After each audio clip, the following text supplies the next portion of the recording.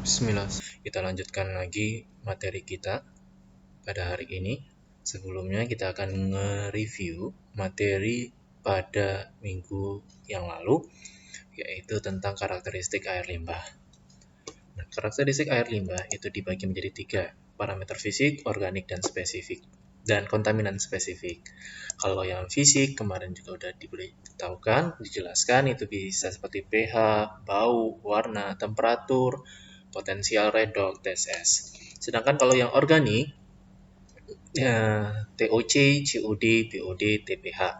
Yang kemarin kita telah membahas tentang BOD. Nanti kita akan lanjutkan dengan yang karakteristik yang lainnya.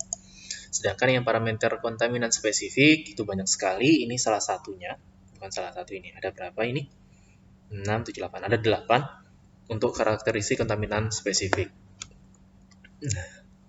Lalu kemarin juga telah dijelaskan, diulang lagi apa itu pH, terus itu apa itu TDS, TSS, ya. Terus juga pertemuan kemarin itu juga kita telah belajar tentang parameter organik juga, tapi kita khususnya di BOD. Nah, di BOD. Sekarang, pada pertemuan sekarang, kita akan lanjutkan lagi untuk materi yang lain atau karakteristik kontaminan yang lain, yaitu COD, Chemical Oxygen Demand. Nah, pada dasarnya untuk analisis COD, Chemical Oxygen Demand, itu dia menggunakan 2 buah senyawa kimia sebagai oksidator. Yaitu yang pertama itu adalah kalium permanganat dan yang kedua adalah kalium bikromat. Namun di Indonesia sendiri lebih banyak menggunakan kalium bikromat.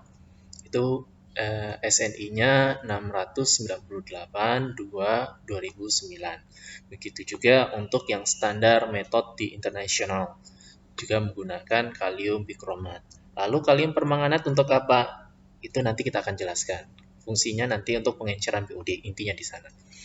Nah, jadi kalau misalnya kalian ketemu nanti ada tulisan COD saja, di sini COD saja, nanti tanpa ada embel-embel di belakangnya, berarti dia menggunakan kalium bikromat. Tapi kalau ada COD belakangnya ada P, berarti dia menggunakan kalium permanganat. Nih, kalium permanganat. Kalium permanganat itu digunakan untuk menentukan COD P. Ini ada P kecilnya. Permanganat adalah oksidator yang relatif lemah. Ya, dia oksidator yang relatif lemah dibandingkan dengan bikromat. Makanya lebih cenderung digunakan yang bikromat karena oksidatornya lebih kuat daripada permanganat. Sehingga senyawa organik yang akan teroksidasi, sehingga sebagian senyawa organik yang akan teroksidasi secara sempurna. Nah, kelemahannya itu tadi. Kelemahannya adalah hanya sebagian senyawa organik yang teroksidasi oleh kalium permanganat. Nah, pada umumnya analisis kalium permanganat ini, COD kalium permanganat, itu digunakan untuk memperkirakan pengenceran yang dilakukan pada saat akan menguji nilai BOD. Kemarin kita telah jelaskan BOD itu bagaimana, simpel sekali untuk analisis BOD. Nah, untuk mendukung analisis pengenceran BOD, kemarin kan karena BOD juga diencerkan kan pakai Aquades. Nah, itu bagaimana dengan menggunakan kalium permanganat untuk melihat atau memperkirakan analisis BOD-nya tepat atau tidak.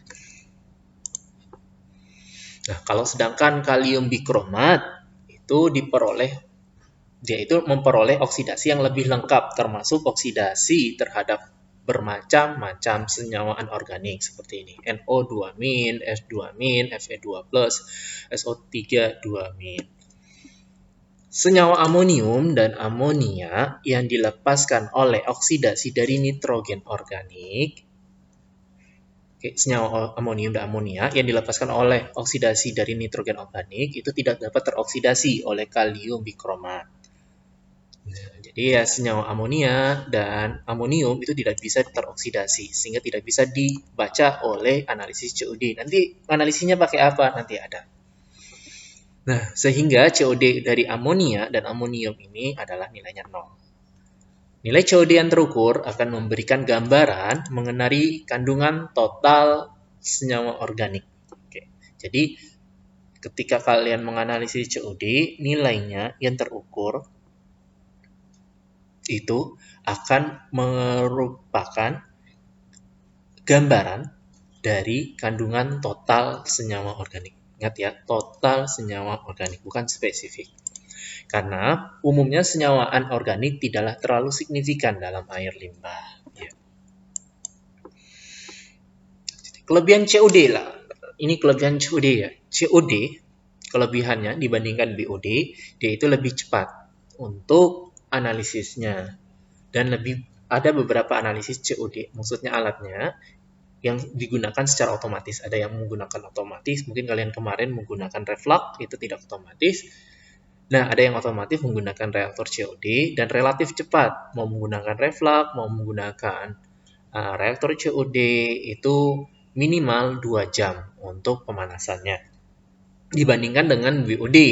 BOD yang dibutuhkan, itu untuk dapat bisa dianalisis, itu membutuhkan waktu minimal 5 hari. Makanya COD lebih cepat daripada BOD. Unit satuan dari COD dinyatakan dalam unit oksigen. Contohnya gram oksigen per meter kubik. Nah, maksudnya apa? Maksudnya adalah konsumsi kalium permanganat atau kalium bikromat diubah menjadi ekuivalen oksigen demand atau dirubah menjadi jumlah oksigen yang dikonsumsi jika oksigen dilakukan dengan menggunakan oksidasi, jika oksidasi dilakukan dengan menggunakan oksigen. Itu maksudnya dari gram O2 atau gram oksigen per meter kubik. Kita lanjut. Tadi COD, sekarang TOD. Nah, kalau TOD itu adalah analisis yang dilakukan bila sebagian besar senyawa organik tidak dapat dioksidasi oleh analisis atau oleh menggunakan metode COD. Jadi total oxygen demand itu digunakan bila senyawa organik yang dianalisis menggunakan COD itu sebagian besar tidak dapat dioksidasi. Ingat ya, pertama urutannya berarti BOD, COD, TOD. TOD berfungsi untuk bila senyawa organik itu tidak dapat teroksidasi secara sempurna atau tidak sebagian besar senyawa organik tidak dapat teroksidasi. Metode TOD menggunakan temperatur yang tinggi dan menggunakan katalis. Nah, ini tadi katalis. Sedangkan yang COD tidak menggunakan katalis. Kalau TOD menggunakan katalis. Metode TOD dapat menganalisis kandungan amonium dan amonia. Nah, di sini. Tadi kalau COD dia tidak bisa menganalisis kandungan amonium dan amonia, sedangkan TOD bisa. Total oksigen demand bisa. Lanjut. Total organic carbon. Total organic carbon yaitu metode yang menggunakan oksidasi juga senyawa organik menjadi karbon dioksida dengan pemanasan. Intinya apa di sini? Dia ini mengoksidasi senyawa organik menjadi apa? Karbon dioksida. Jadi yang dilihat, yang diukur adalah nanti adalah karbon dioksidanya dengan pemanasan. Dengan menggunakan pemanasan. Nah, perbedaan di antara konsentrasi karbon dioksida sebelum dan sesudah dioksidasi digunakan untuk perhitungan TOD ya. Jadi karbon dioksida sebelum direaksikan dengan karbon dioksida sesudah direaksikan itu digunakan untuk menghitung total organik karbon. TOC tidak terkait dengan parameter lain pada senyawa organik seperti yang tadi ya, seperti COD, BOD, atau ini total organik, total oxygen demand, yang ini, total oxygen demand, TOD. Nah, itu tidak tergantung pada senyawa organik, karena TOC itu menyatakan jumlah atom karbonnya. Dia cuma hanya menyatakan jumlah atom karbonnya dari mana? Dari karbon dioksidanya tadi. Tetapi tidak menyatakan keadaan oksidasinya. Nah, karena tidak ada keterangan yang menyatakan berapa banyak oksigen yang harus digunakan untuk mengoksidasi senyawa tersebut. Ya. Dia tidak menyatakan berapa banyak sih jumlah oksigen sehingga dapat mengoksidasi suatu senyawa untuk menghasilkan karbon dioksida. Itu tidak. Tapi dia hanya menyatakan jumlah atom karbonnya yang terbentuk untuk menjadi karbon dioksida itu berapa. Itu TOC. Nah, batas ini materi kita. Jadi materi kita hari ini cuma COD, TOD, dan TOC. Lalu kita akan membahas lebih rinci menurut SNI tentang COD itu bagaimana, dan POD, dan TOC, dan TOD.